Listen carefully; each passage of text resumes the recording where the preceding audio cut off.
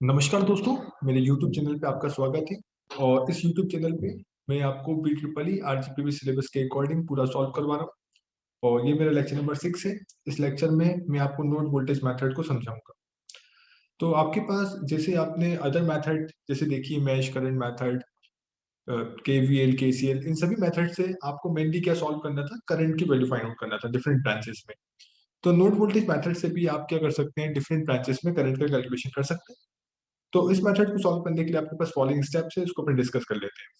तो यहाँ पे मैंने लिखा भी है, in node voltage method the following steps are taken.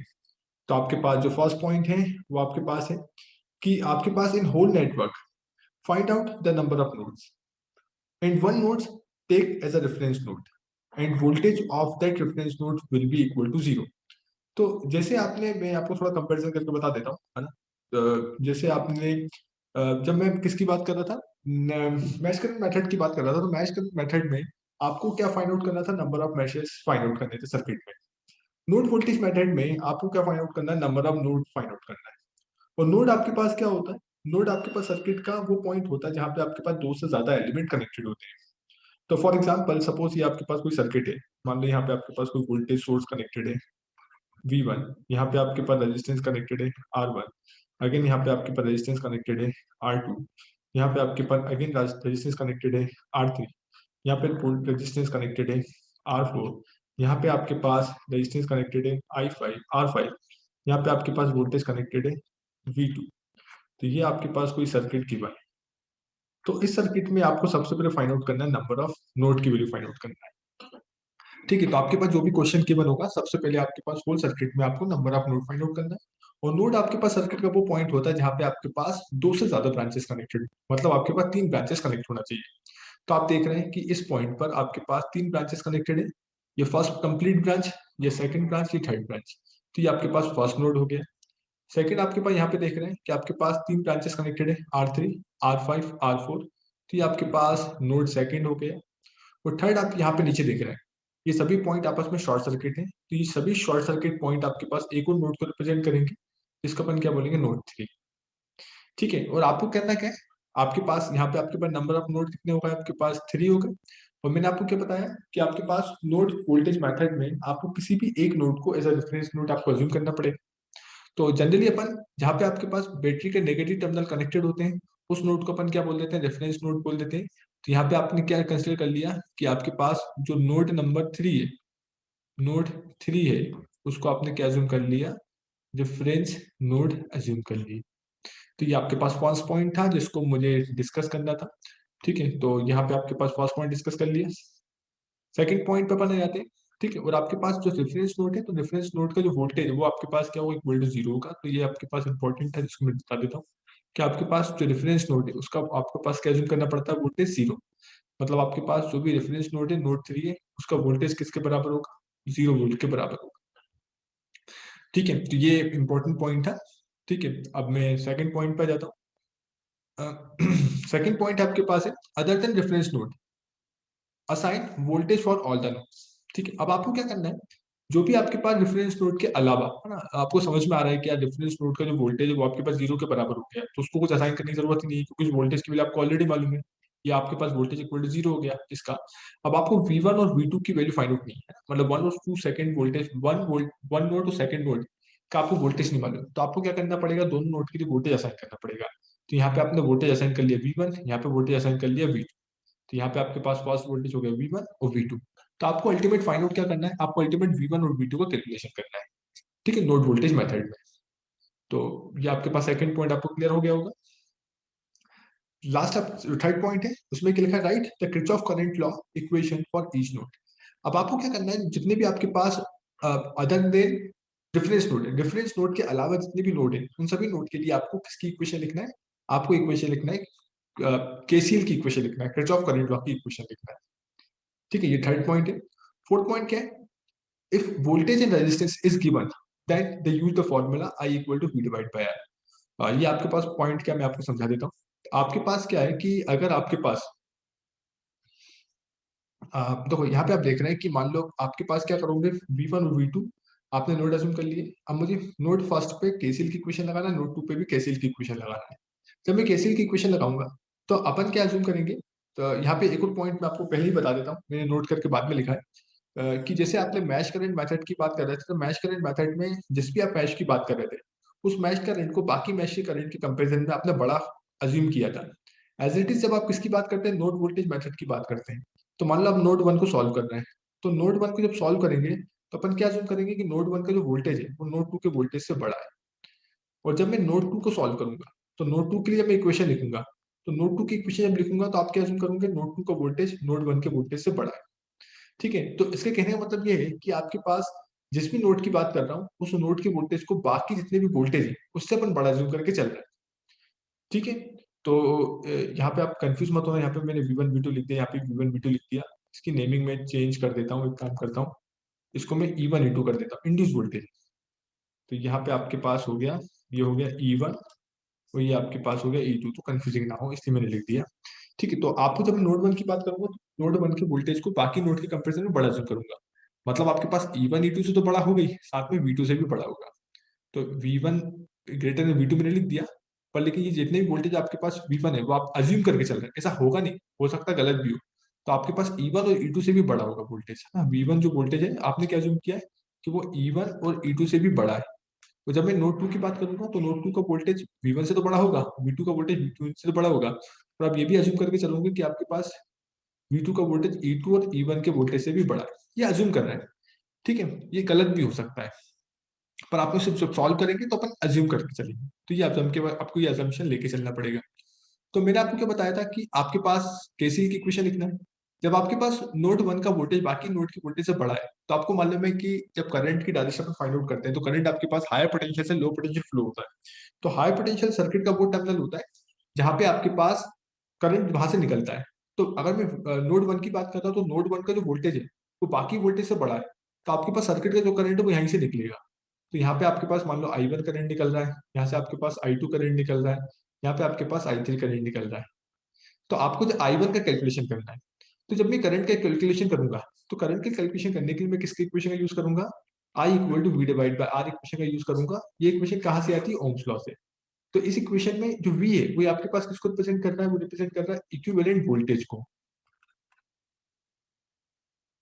ये आपके पास रिप्रेजेंट कर रहा है इक्विवेलेंट वोल्टेज को रिप्रेजेंट कर रहा है, और आर किसको रिप्रेजेंट कर रहा है, इक्विवेलेंट रेजिस्टेंस को रिप्रेजेंट कर रहा है। ठीक है, मैंने इक्विवेलेंट क्यों लिखा, इक्विवेलेंट लिखने का रीजन ये था कि आपके पास मान लो एक से ज्यादा रेजिस्टेंस होते हैं तो इक्विवेलेंट रेजिस्टेंस का यूज करते हैं, एक से ज्यादा वोल्टेज होंगे तो इक्विवेलेंट वोल्टेज का यूज करेंगे। सपोज जैसे मुझे I1 का कैलकुलेशन करना है, तो I1 का कैलकुलेशन आपको समझ में आ रहा होगा कि यहाँ पे आपके पास V1 है, यहाँ पे आपके पास E1 है, क्योंकि I1 इस ब्रांच में फ्लो होने वाला करंट है। तो आपके पास इक्विवेलेंट वोल्टेज क्या होगा, आपके पास बड़ा माइनस छोटा वोल्टेज। तो बड़ा आपके पास V1 और छोटा वोल्टेज आपके पास क्या है, क्योंकि आपने फास्ट वोल्टेज को आपने बड़ा जूम किया है, तो V1 माइनस क्या लेके चलूंगा, E1। आप लोग सोच रहे होंगे कि सर ये प्लस भी तो हो सकता है। हाँ, ये प्लस हो सकता है। ठीक है, पर ये प्लस कब होगा मैं आपको ये भी बता देता हूँ कि देखो यहाँ पे आपके पास जो E1 है, अगर E1 से कोई करंट निकलता, इस करंट को मैं अपोजिट अलग कलर से बनाता हूँ, मान लो मैं बना रहा हूँ ग्रीन कलर से बना देता हूँ। मान लो यहाँ से आपके पास कोई करंट निकलता, यहाँ से मान लो आपके पास कोई अलग करंट निकल रहा है, आई करंट निकल रहा है। तो आपको मालूम है कि I1 और आई की डायरेक्शन क्या अपोजिट है। आई की डायरेक्शन कैसे निकाली, E1 से, और आपको मालूम है कि E1 के प्लस टर्मिनल से करंट निकलेगी। तो दोनों की डायरेक्शन अपोजिट है, इसलिए आपके पास जो रिजल्टेंट होगा वो दोनों के सबट्रैक्शन से होगा, इसलिए आपने V1 माइनस C1 लिखा। ठीक है, अगर आपके पास मान लो इसकी पोलैरिटी क्या होती, उसकी पोलैरिटी ऊपर माइनस होता, नीचे प्लस होता, तो करंट जो आई होता उसकी डायरेक्शन नीचे की तरफ होती। तो जब करंट नीचे की तरफ होता तो I1 का सपोर्ट करता, तो उस कंडीशन में V1 प्लस E1 लिखते। ठीक है, तो अभी आपको समझ में आ रहा है, अभी मैंने पोलैरिटी ये ली है, तो इस पोलैरिटी के हिसाब से आपको अगर मुझे I1 का कैलकुलेशन करना है, तो I1 के कैलकुलेशन के लिए I1 के कैलकुलेशन के लिए आपने क्या जूम किया, V1 माइनस E1। तो V1 minus E1 divide by R1। तो ये आपके पास I1 का रिजल्ट होगा। तो कहने का मतलब क्या हुआ, मैं आपको यही बता रहा था कि आपको V divide by R equation का यूज करना है। तो V divide by R equation में equivalent voltage divide by equivalent resistance का आपको यूज करना है। तो ये पॉइंट आपको समझ में आ गया हो, मैं आगे बढ़ता हूँ। तो ये आपके पास हो गया, if the voltage and resistance given then then the use the formula I equal to V divide by R। तो आपको I equal to V divide by R formula का यूज करना है। ठीक है, नेक्स्ट आपके पास क्या है, नेक्स्ट आपके पास है नेक्स्ट आपके पास है कि number of equation must be equal to number of unknown quantities. ठीक है। अगर आपको दो अननोन क्वांटिटी है तो दो इक्वेशन की रिक्वायरमेंट है। अगर मान लो आपके पास तीन अननोन क्वांटिटी है, तीन नोड के लिए आपको इक्वेशन लिखना है, ठीक है, तीन वोल्टेज आपके पास V1 V2 V3 गिवन नहीं है, तो तीन इक्वेशन की रिक्वायरमेंट होगी। तो जितनी आपके पास अननोन क्वांटिटी उतनी इक्वेशन आपको फाइंड आउट करना है। ठीक है, solve the equation by any method, किसी मेथड से सॉल्व कर सकते हैं। एलिमिनेशन मेथड का यूज कर सकते हैं इक्वेशन को सॉल्व करने के लिए, क्रॉस मल्टीप्लिकेशन मेथड का यूज कर सकते हैं, या फिर आप मैट्रिक्स मेथड का यूज कर सकते हैं। ठीक है, और मैट्रिक्स मेथड जनरली एग्जाम में लिखने के लिए, आरजीपीपी के एग्जाम में लिखने के लिए ज्यादा प्रिफर्ड मेथड होती है, तो उसी मेथड से यूज करें ज्यादा बेटर है। बाकी किसी मेथड से लिख सकते हैं, आपका आंसर सही जाएगा। ठीक है, और फाइनली क्या लिखा है, finally from the node voltage determine the branch current, तो नोड वोल्टेज की हेल्प से ब्रांच करंट का कैलकुलेशन करना है। तो अपन कैसे करेंगे वो आपको मैं न्यूमेरिकल में डायरेक्ट समझा दूंगा। तो ये आपके पास 6 पॉइंट है नोड वोल्टेज मेथड के। ये मेरे हैंड रिटन नोट्स है, ये मेरे पॉइंट्स अपने मन से लिखे और बहुत ही सिंपल लैंग्वेज में लिखे हैं, जिससे आपको एक एक पॉइंट समझ में आ जाए। तो नेक्स्ट मैं आगे बढ़ता हूँ। ठीक है, आगे मैं न्यूमेरिकल की बात कर लेता हूँ। तो हाँ, अब मैं इसी पॉइंट की बात कर रहा हूँ कि मैंने नोट करके यहाँ पे लिख भी दिया कि whatever node to be solve the voltage in that, यहाँ पे मैंने मैश लिख दिया, यहाँ पे आपको काट के नोट करना है, इसको काट के आपको क्या करना है, नोट करना है।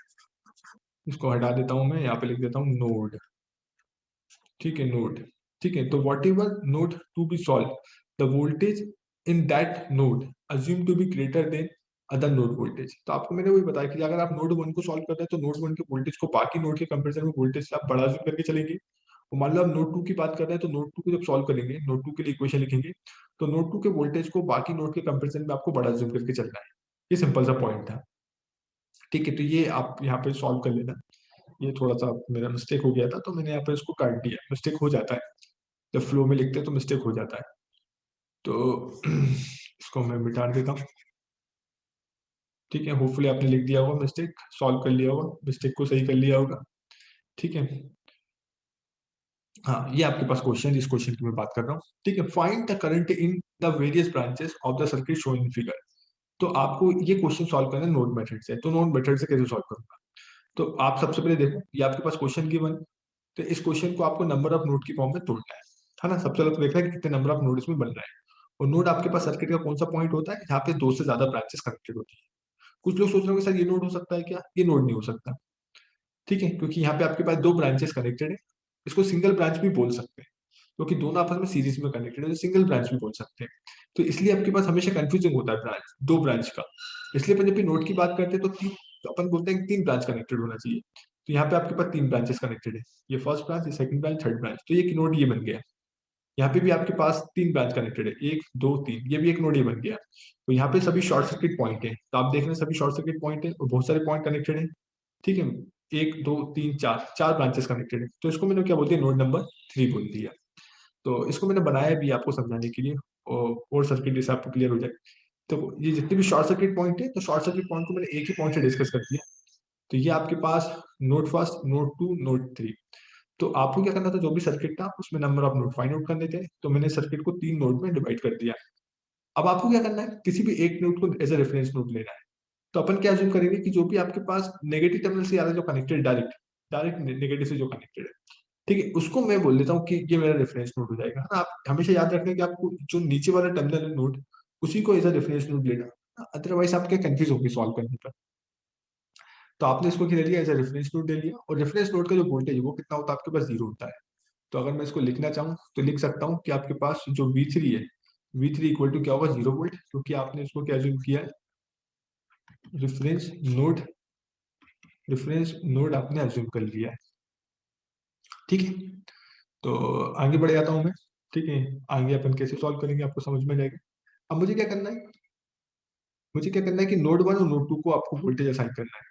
ठीक है, तो मैंने क्या किया, नोड वन और नोड टू को आपने वोल्टेज असाइन कर लिया, जो मैंने मेथड में आपको बताया। इसको मिटा देता हूँ मैं। ठीक है, आपने क्या किया, जो नोड थ्री था, नोड थ्री को वोल्टेज को आपने as a reference node assume कर लिया, तो ये रेफरेंस नोड हो गया। और नोड वन के वोल्टेज को नोड वन के वोल्टेज को आपने क्या एज्यूम किया है, V1 एज्यूम कर लिया। नोड टू के वोल्टेज को आपने V2 एज्यूम कर लिया। और नोड थ्री के वोल्टेज को आपने जीरो रेफरेंस नोड एज्यूम कर लिया। तो रेफरेंस नोड का वोल्टेज जीरो होता है। ठीक है, अब आपने क्या करोगे, नोड वन के लिए आपको इक्वेशन लिखना है। तो नोड वन के लिए आपको केसीएल की इक्वेशन लिखना है, किरचॉफ करंट लॉ की इक्वेशन लिखना है। तो किरचॉफ करंट लॉ में आपने क्या किया, आपने क्या किया, जब भी आप नोड फर्स्ट की बात करोगे, नोड फर्स्ट का वोल्टेज आपके पास सबसे बड़ा है, तो नोड फर्स्ट का जो वोल्टेज है वो आपके पास सबसे बड़ा है। ठीक है, तो नोड वन का वोल्टेज V2 से भी बड़ा है, और आप ये भी अज्यूम करोगे कि ये वोल्टेज आपके पास 100 वोल्ट और 80 वोल्ट से भी बड़ा है। ठीक है, पर लेकिन ऐसा होगा नहीं, कुछ ना कुछ अलग रिजल्ट आएगा, पर लेकिन अजम्पशन आपको ऐसा करना है। ठीक है, तो आपके पास अजम्पशन इसलिए किया है क्योंकि आपके पास, जैसे आपके पास ये वोल्टेज आपने बड़ा अज्यूम कर लिया, तो करंट की डायरेक्शन को लिखना आपके लिए आसान हो जाएगा।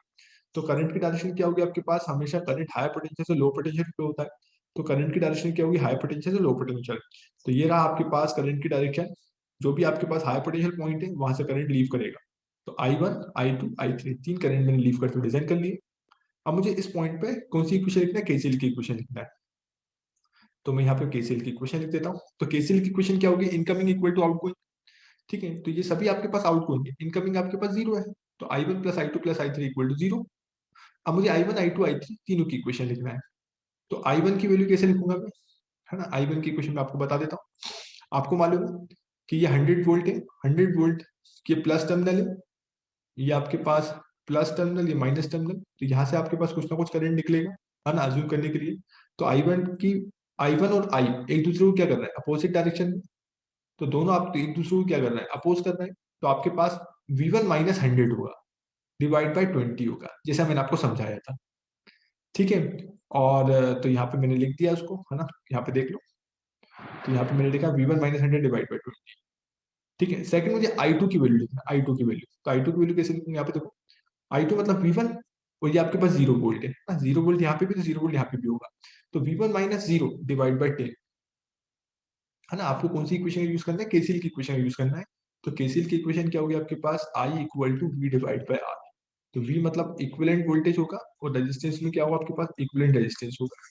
ठीक है, जिस भी ब्रांच की बात कर रहे हैं, मान लो यहाँ पे दो एक रेजिस्टेंस कनेक्टेड होते हैं, यहाँ पे भी दो एक रेजिस्टेंस कनेक्टेड होते हैं, तो आपको दोनों का सीरीज कॉम्बिनेशन सॉल्व करके लिखना पड़ता, इसलिए मैंने इक्विवेलेंट रेजिस्टेंस का बोला है। तो वोल्टेज आपको समझ में आ गया, V1 minus 100 divide by 20। Second आपके पास कितना हो गया, V1 minus 0 divide by 10। Third आपके पास क्या होगा, V1 माइनस V2 होगा, है ना, क्योंकि V1 को आपने V2 से बड़ा अज्यूम किया है। तो V1 minus V2 divide by 15 equal to 0। तो इन्हीं पॉइंट्स को डिस्कस करके, तो आपने क्या किया, ये आपके पास हो गया V1 minus 100 divide by 20 I1, I2 की value V1 minus 0 divide by 10, और I3 कितना हो गया, V1 minus V2 divide by 15 equal to 0। अब आप क्या करोगे, अब इसको सॉल्व कर लेते हैं। ठीक है, तो इसको अपन सॉल्व कैसे करेंगे, इसको रब कर देता हूँ। ठीक है, ठीक है, तो इसको सॉल्व कैसे करेंगे, आप देखना, V1 डिवाइड बाई 20 को अलग लिख लिया, माइनस 100 डिवाइड बाई 20 को अलग लिख लिया, प्लस V1 डिवाइड बाई 10 को अलग लिख लिया। ठीक है, 0 डिवाइड बाई 10 तो 0 ही होता है, तो उसको लिखने की जरूरत नहीं है। V1 डिवाइड बाई 15 अगेन लिख दिया, फिर minus V2 divide by 15 equal to 0 लिख दिया। अब मैं क्या करूंगा, अब यहाँ पे देखो, यहाँ पे आप V1 को कॉमन निकालोगे, V1 को कॉमन निकाला तो 1/20, 1/10, 1/15 minus V2 divide by 15 equal to 100 divide by 20, ये आपने लिख दिया। अब आप इसको सॉल्व कर लो, 1/20 को सॉल्व करा, 1/10 को सॉल्व करा, 1/15 को सॉल्व किया, और 1/15 को भी सॉल्व कर लिया, 100 डिवाइड बाई 20 को सॉल्व करा, 5 आ गया। और इन सबको अपन एडिशन करके लिख सकते हैं, तो इन सबका एडिशन आपके पास हो गया 0.216, ये आपके पास हो गया 0.066 इक्वल टू 5। ये इक्वेशन नंबर फर्स्ट बन गया, तो ये इक्वेशन फर्स्ट बन गया। अब मैं इक्वेशन नंबर सेकंड लिखना है नोड 2 के लिए, तो नोड 2 के लिए इक्वेशन लिखना है, तो आप क्या जूम करोगे, नोड 2 का जो वोल्टेज है वो नोड 1 के कंपेरिजन में बड़ा है, नोड 2 का वोल्टेज नोड 1 के कंपेरिजन में बड़ा है ना, बाकी वोल्टेज से भी बड़ा है, और नोड 2 का वोल्टेज नोड 1 के वोल्टेज से भी बड़ा है। ठीक है, तो आपने क्या किया, नोड 2 का वोल्टेज बड़ा है, तो यहाँ से आपके पास, आपको मालूम है कि करंट आपके पास हाई पोटेंशियल से निकलता है, जिसका वोल्टेज ज्यादा होता है वहां से निकलता है। तो आपने इस नोड से, आपने हर एक ब्रांच में जो करंट बाहर निकल रहा है वो आपके पास I4, I5, I6। अब आप क्या करोगे, केसीएल की इक्वेशन लिख दो, तो I4 plus I5 plus I6 equal to 0, incoming equal to outgoing, ये मैंने डिस्कस किया था। तो यहाँ पे आप देख सकते हैं, यहाँ पे आपके पास हो गया I4 plus I5 plus I6 equal to 0। अब I4 की वैल्यू लिखना है, तो I4 आपको समझ में आ रहा है कि आपके पास I4 क्या लिखूंगा मैं, यहाँ पे देखो, I4 क्या होगा आपके पास, V I4 मतलब ये वाले करंट की बात कर रहा हूँ, तो V2 minus V1 divide by 50, ये I4 होगा। तो ये मैंने लिख दिया। V2 minus V1 divide by 15, ये I4 हो गया, प्लस I5 लिखना है। तो I5 कहाँ पर है, I5 आपने यहाँ पे अज्यूम किया है, तो ये आपके पास कितना होगा, ये आपके पास होगा V2 minus 0 divide by 10 I5। और ये आपके पास I6 क्या होगा, तो यहाँ पे ध्यान से देखो, मैंने इसकी पोलैरिटी हाथ करके अपोजिट ली जिससे आपको समझ में जाए। तो यहाँ से आपके पास जो करंट निकलेगा, सपोज अगर आप कोई करंट यहाँ पे अज्यूम करोगे, तो यहाँ से आपके पास जो करंट निकलेगा वो करंट यहाँ से बाहर की तरफ निकलेगा, आई।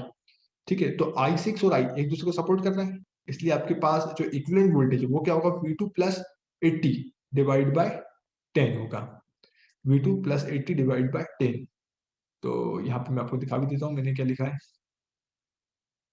V2 plus 80 divide by 10 equal to 0। ठीक है, तो ये आपको समझ में आ गया होगा। तो अगेन इस इक्वेशन को मैं सॉल्व कर लेता हूँ। तो इस इक्वेशन को कैसे सॉल्व करूंगा मैं, इस इक्वेशन को सॉल्व करेंगे, V2 divide by 15 minus V1 divide by 15 plus V2 divide by 10 plus V2 divide by 10 plus 80 divide by 10 equal to 0। Next अपन V1 V2 को सेपरेट करके लिख लेते हैं, तो माइनस V1 डिवाइड बाय 15 अलग लिख दिया, प्लस V2 को मैंने कॉमन निकाला, 1/15 1/10 1/10 सेपरेट लिखा, प्लस 8 इक्वल टू 0। इसको मैं फर्दर सॉल्व कर लेता हूँ। 1/15 को सॉल्व कर लिया, 1/15 1/10 1/10। आप लोग के आरजीबीबी में ये कैलसी अलाउ देता है, कैलकुलेटर अलाउ देता है, तो ये आप कैलकुलेशन की चिंता मत करिए, कैलकुलेशन आप इजीली सॉल्व कर सकते हैं। ठीक है, प्लस 8 इक्वल 0, तो इनको एडिशन करके आपने लिख लिया, तो minus V1 0.066 plus V2 0.266 equal to -8। ये आपके पास इक्वेशन नंबर सेकंड हो गया। अब दोनों इक्वेशन को मैट्रिक्स मेथड सॉल्व कर लेता हूँ, ये equation first equation second. Matrix method में इसलिए प्रेफर करता हूँ क्योंकि जब भी अपन किसी सब्जेक्टिव पेपर की बात करते हैं, सब्जेक्टिव पेपर में आपको पूरा सोल्यूशन दिखाना पड़ता है।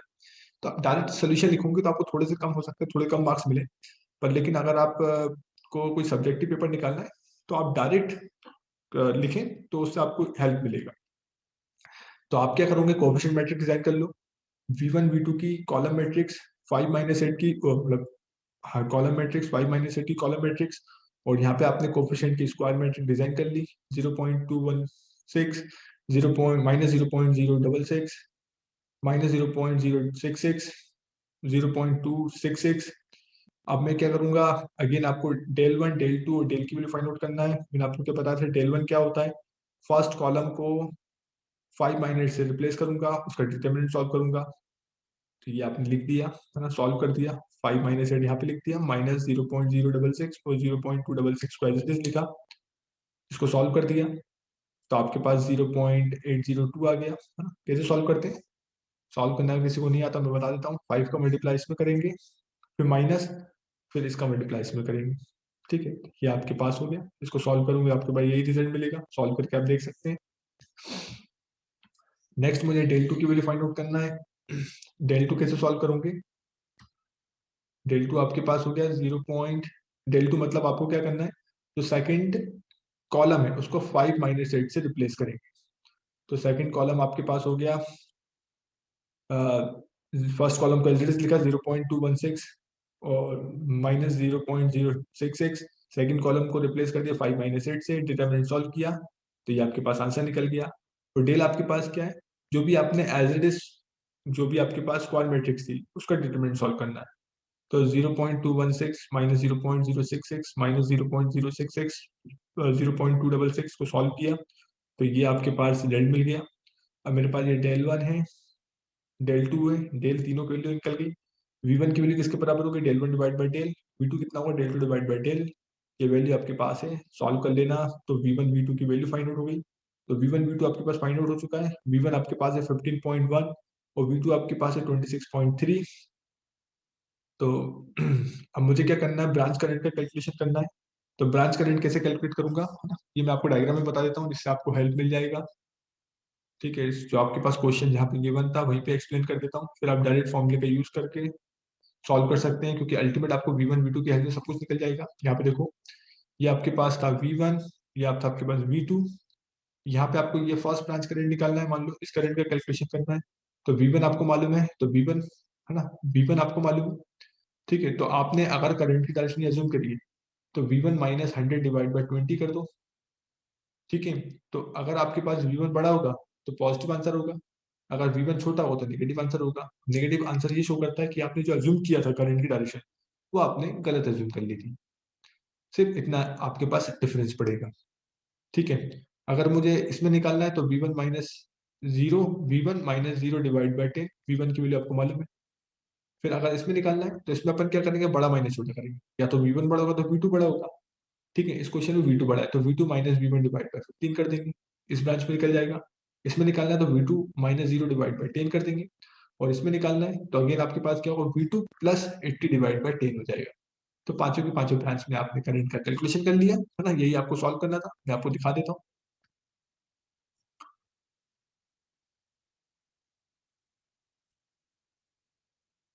तो आपके पास जो फाइनल करंट है, वो फाइनल करंट आपके पास आ चुका है।